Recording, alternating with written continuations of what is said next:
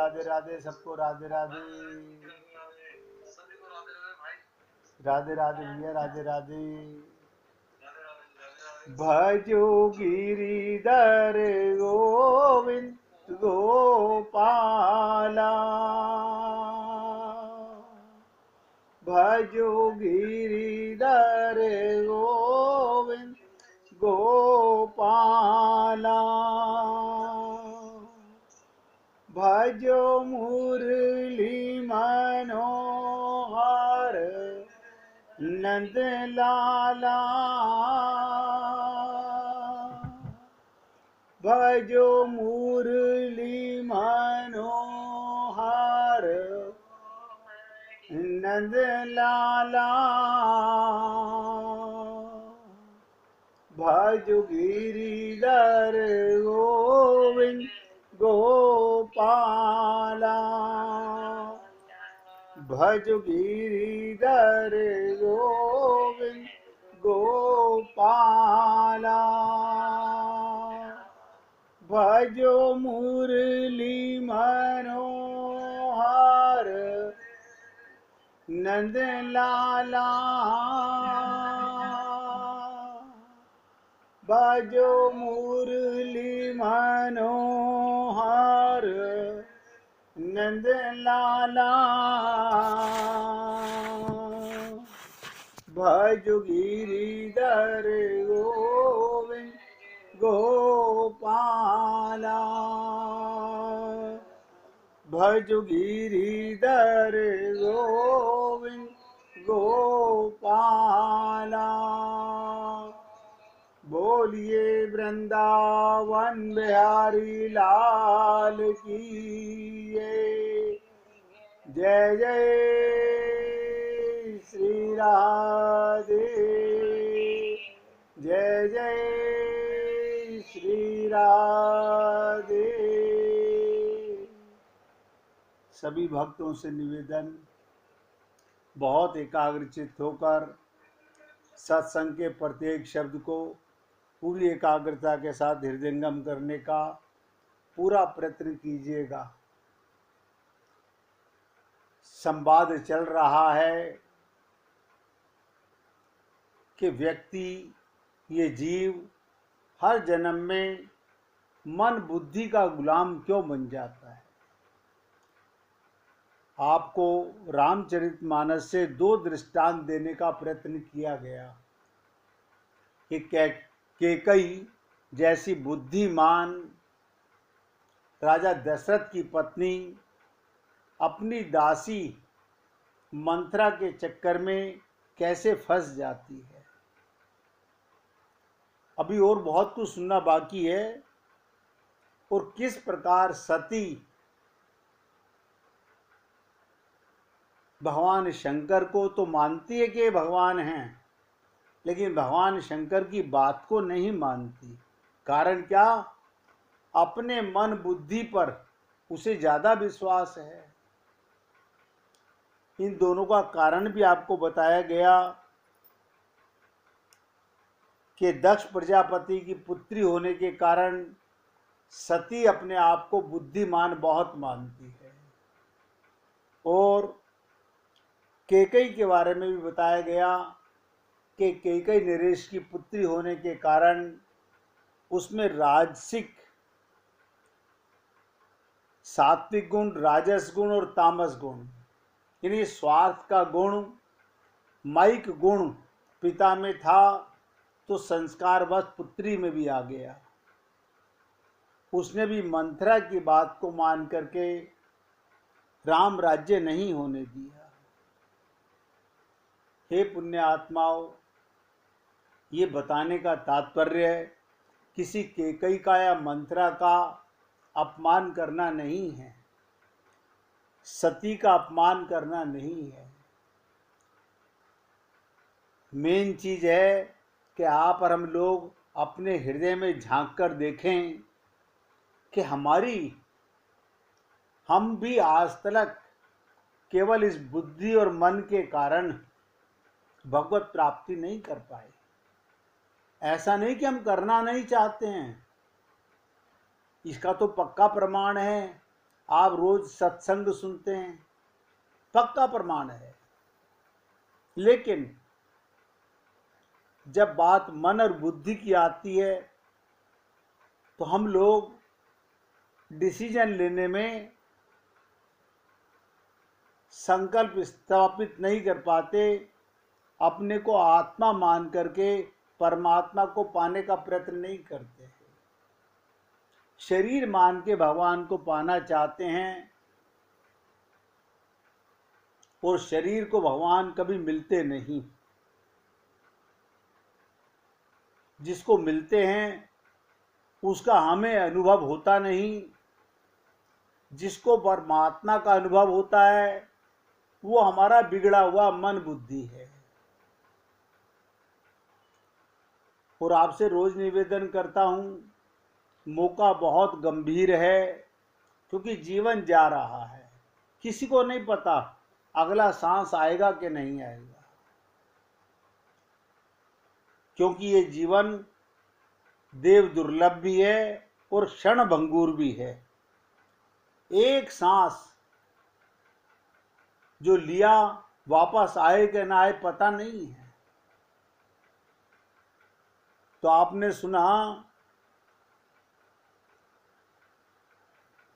कैकेयी को मंथरा ने किस प्रकार से और आपका और हमारा मन ये माया के स्वार्थ में फंसाकर, मोह ममता आसक्ति में फंसाकर, अभिमान में फंसाकर हमें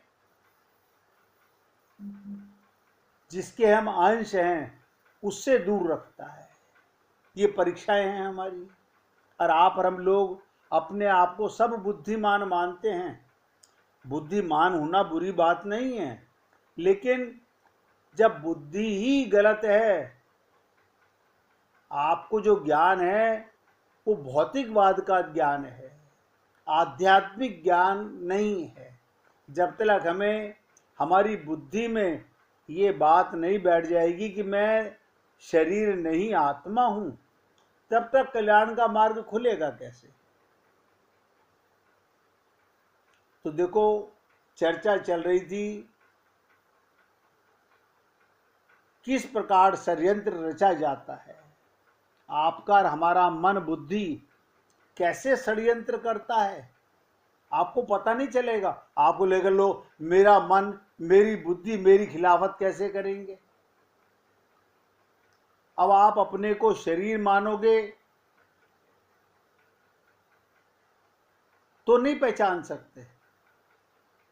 आप आत्मा हो तो मालूम पड़ेगा कि परमात्मा से विमुख कर रहा है, माया में फंसा रहा है।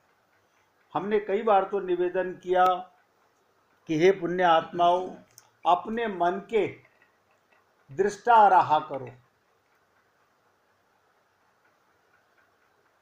रहा करो का मतलब थोड़ी थोड़ी देर में अपने मन को साक्षी भाव से देखते रहा करो। संसार का कोई भी काम करो, बस एक बार रुक करके देख लो, क्या ये आत्मा से परमात्मा का कार्य करने जा रहा हूं? कहीं मन मुझे फंसाकर स्वार्थ का कार्य तो नहीं करा रहा है। लेकिन जब तक हम अभ्यास नहीं करेंगे, हम मन के दृष्टा भी नहीं बन पाएंगे।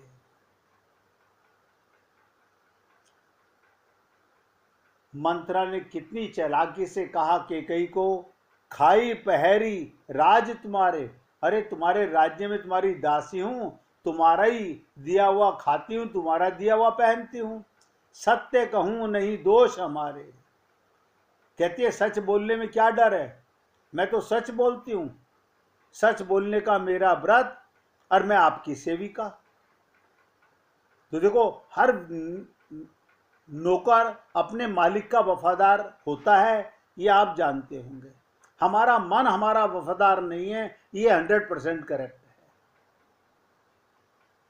क्यों? मन शरीर का वफादार है, आत्मा का वफादार नहीं है। मन माया का बेटा है, शरीर माया का बना हुआ है। वो शरीर का स्वार्थ बताएगा आपको।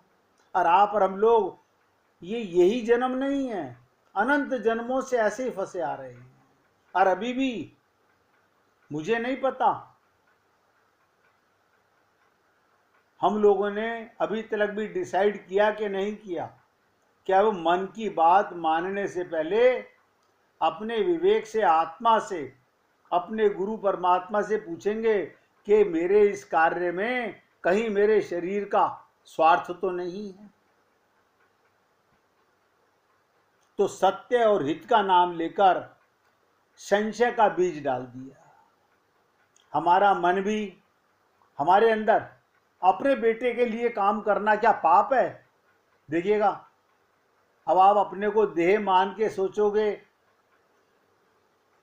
तो क्या कहेगा, अब बात तो सही कह रहा है मन, क्या गलत कह रहा है, बुद्धि सही तो कह रही है। लेकिन ये सोचो कि मैं आत्मा हूं और मैं जिसका कार्य कर रहा हूं वो बेटा नहीं, परमात्मा का बेटा है।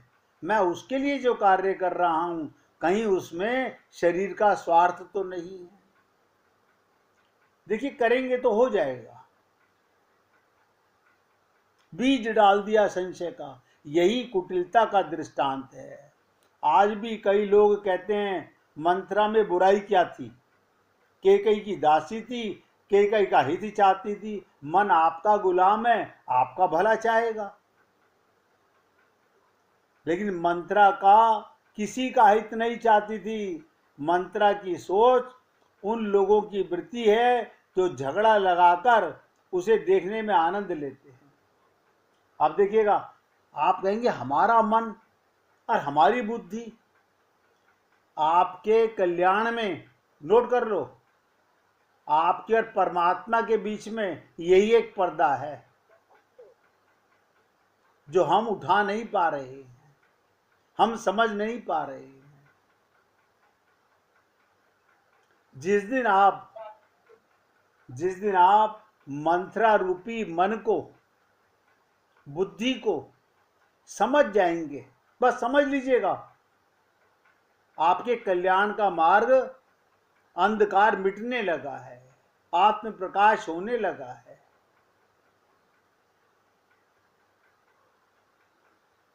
जैसे कोई बकरे को लाकर हरा चारा खिला दे रहा हो, अब बकरा बड़ा प्रसन्न हो रहा हो। हमें चरने जाना पड़ता था पर यहाँ घर बैठे खिलाया जा रहा है। तो क्या मतलब, बकरा चारा खाकर जितना मोटा होगा, तो कहते हैं बलि देने पर मांस उतना ही अधिक मिलेगा। लेकिन तुलसीदास जी कहते हैं मंत्रा तो कैकई का बलिदान करने पर तुली है, कैकई का ये दुर्भाग्य है। और क्या मतलब, आपका और हमारा दुर्भाग्य है, हमारा सबका दुर्भाग्य है कि आज तक हम अपने मन और बुद्धि के गुलाम बने रहे। तुलसीदास जी ने यही कहा, लखई न रानी निकट दुख कैसे, चरई हरित तिन बलि पशु जैसे। कैकई को दिखाई नहीं दे रहा, आपको और हमको भी दिखाई नहीं देता। आप कहेंगे नहीं, हम आंखों से मन को देखा है अपने आज तक? आप बताइए, क्योंकि आत्मज्ञान तो हमें है नहीं, मन के दृष्टा तो हम बने हैं नहीं। जिससे देखते हैं वो खुद ही शरीर की आंखें हैं, माइक आंखें हैं। मंत्रा कैकई को माध्यम बनाकर, हमारा मन भी हमारे शरीर को माध्यम बनाकर परिवार और राज्य में अनर्थ की सृष्टि करने जा रहा है। आप कहेंगे हमारे परिवार में क्या हमारा मन झगड़ा कराता है? ये तो आपका सबका हृदय जानता है, और कौन कराता है? आपका परिवार तो आप और आपका प्रीतम परमात्मा। आत्मा और परमात्मा का संबंध सदा से है, ये आपका परिवार है। इनके बीच में फूट डाल करके माया का गुलाम बनाए रखना चाहता है। तो जैसे मंत्रा प्रदर्शन कर रही है कि वो स्वयं निष्काम है, सत्य धर्म का वृत्ति है, कहती है को नृप को हमई ना हानि, कोई राजा बने हमें क्या फर्क पड़ता है। अब मन क्या कहेगा आपको, मैं तो आपको बता दिया, देख लो ये पियर का मामला है, ये ससुराल का मामला है। ये बहन का मामला है, ये भाई का मामला है, ये औलाद का मामला है, ये रिश्तेदारी का मामला है। आप सब जानते हो, मुझसे ज्यादा जानते होंगे। और आप और हम लोग यहीं पर जन्म जन्मांतरों से फंसे हुए।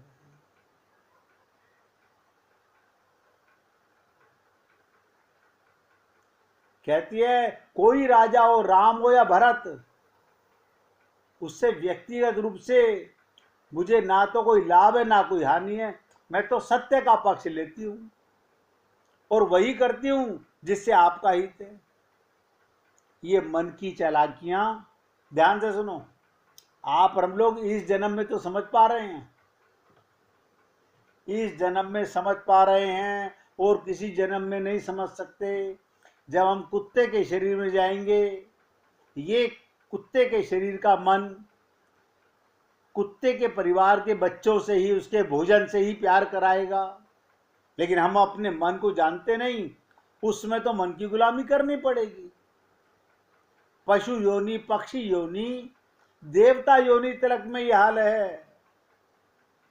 और ये तो मनुष्य शरीर का कमाल है कि बड़े भाग्य मानुष तन पावा। बड़ी भाग्य से हम लोगों को मिला है। अरे बड़ी, कहते ना, बिरु हरि कृपा मिले ही नहीं संता। ये संत महात्माओं का संग भी भगवान की कृपा से ही मिलता है।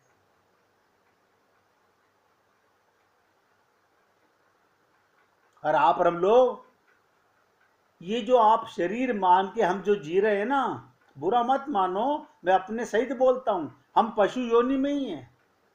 बस सिंह हट गए हैं, पूंछ हट गई है।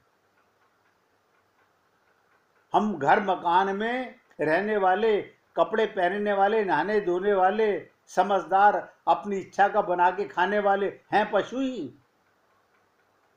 जब तक अपने को शरीर मानोगे तब तक आप पशु के समान ही हैं।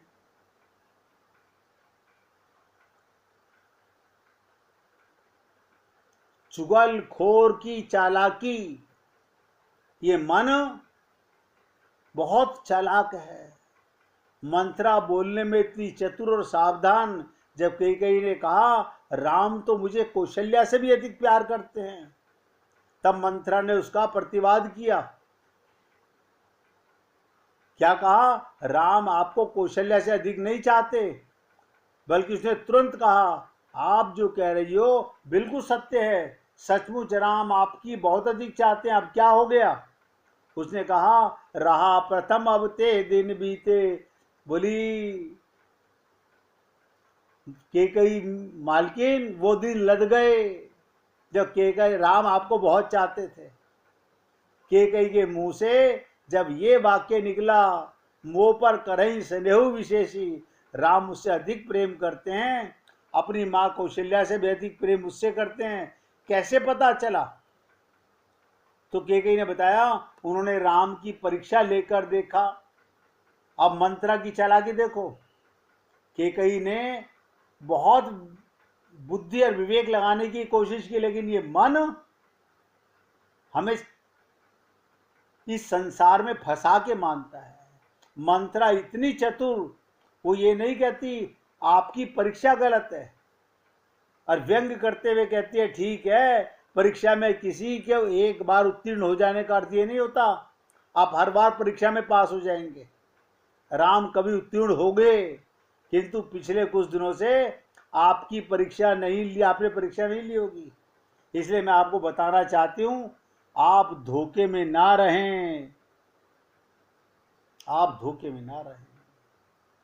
हमारी ये बुद्धि मन और इंद्रियों की गुलाम, शरीर की गुलाम, आज भी अपना कल्याण का मार्ग सोच ही नहीं पा रही। अब क्या मिसाल देती है मंत्रा? मैंने ये चर्चा उस दिन छोड़ दी थी, होली का बीच में दिन आ गया तो 2 दिन सत्संग हो नहीं पाया। अब ध्यान से सुनेंगे। और एक बात, अब इस समय सब लोग प्रेजेंट हैं। आज वीना जी ने तो मैसेज डाला सत्संग ग्रुप पे कि मैं 7 दिन साधना करने के लिए तैयार हूं सत्संग में। अभी चलने की उसकी असमर्थता, उसके पिताजी एडमिट रहते हैं, मोस्टली बीमार रहते हैं, वो नहीं चल सकती हैं, लेकिन उसने अपनी सहमति सत्संग ग्रुप पे डाली। और मैंने आप सबसे निवेदन किया था, लेकिन आप पता नहीं किसका इंतजार कर रहे हो, आपको अपने मन की लिखनी है। मैंने कहा था मंडे से लेके संडे तक एक दिन ऐसा मुकर्रर कर लो जो सबको इजी लगे। ऐसा नहीं एक जना आज मेरी मजबूरी है कल मेरी मजबूरी है। और ये हम लोगों के लिए साधना, आत्मा के कल्याण के लिए, इसमें किसी का पर्सनल कोई लाभ नहीं, सबका पर्सनल लाभ है। अब मंत्र की चाल को समझो। और मंत्र की चाल का मतलब मैं आपको बताता हूं, हमारा मन कितना चालाक है, जिसे संत महात्मा कहते हैं यो मन मेरो बड़ो हरामी। क्या कहती है, एग्जाम्पल दिया, भानु कमल कुल पोष निहारा, बिनु जल जारी करे सोई चारा। बड़े ऐतिहासिक ढंग से, साहित्यिक ढंग से, अब बड़ी काव्यमयी भाषा में मंत्रा ने कहा, बताइए तो सूर्य कमल से प्रेम करता है कि नहीं? केकई ने कहा कमल का, सूर्य का तो प्रेम जग जाहिर है, साहित्य में प्रसिद्ध है। मंत्र ने कहा कभी आपने उस दूसरा पक्ष भी देखा? कमल जब तक जल में है तब तक तो सूर्य उसे खिलाता है, किंतु जल यदि सूख जाए वही सूर्य उसे जलाकर नष्ट कर डालता है। अब देखो क्या मिसाल दे रही है कमल की और सूर्य की। कहते यही संबंध आपसे राम का है। आप हैं कमल और राम है सूर्य सम।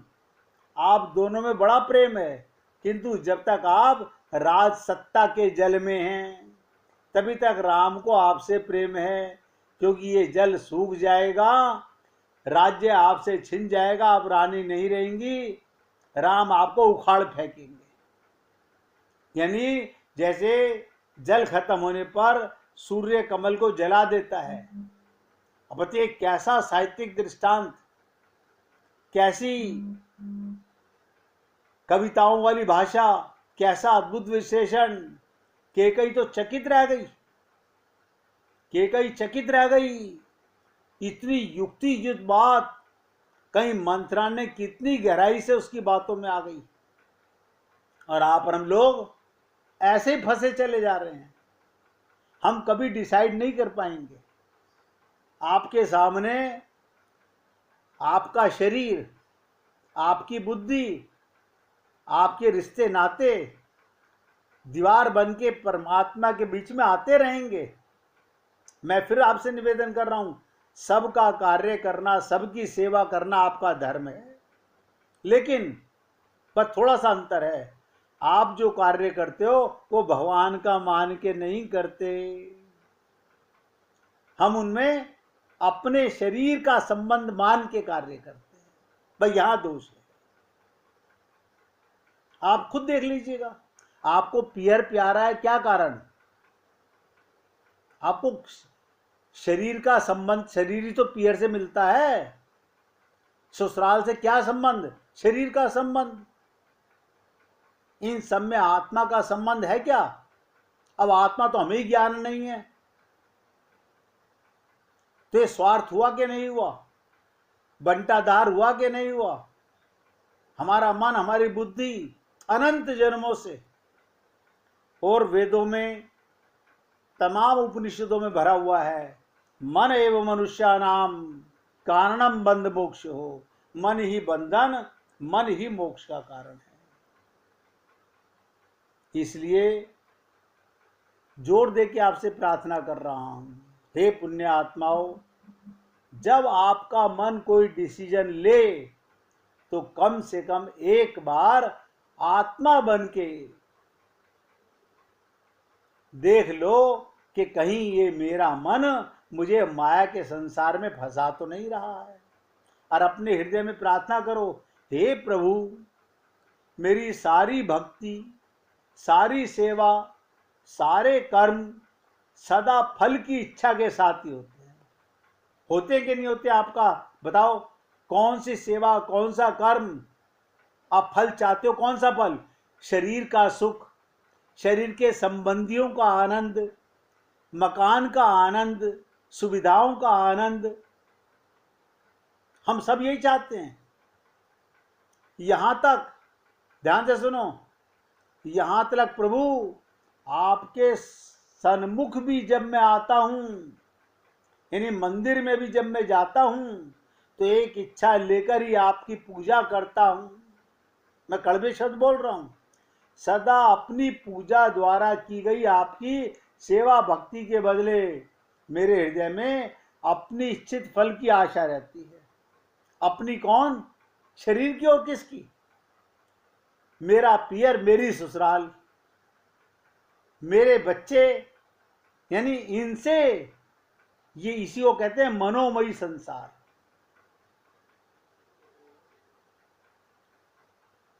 और ढोंग तो करता हूं, सेवा तो निस्वार्थ होती है, पर मैं सेवा में भी भोग आसक्ति छुपाए रखता हूं, बताता नहीं हूं। तुम जानते हो अलग बात है।